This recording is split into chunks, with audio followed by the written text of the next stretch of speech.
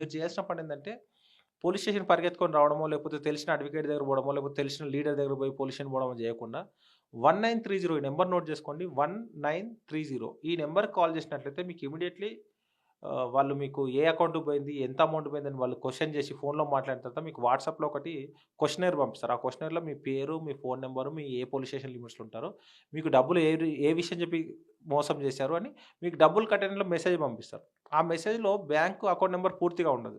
కానీ మా దగ్గర ఉన్నటువంటి టెక్నాలజీ తోటి ఫుల్ నంబర్ తీసుకొని ఏ బ్యాంక్‌లో ఉందో ఆ బ్యాంక్ అకౌంట్‌ను ఫ్రీజ్ చేస్తాం ఇమ్మీడియేట్‌లీ.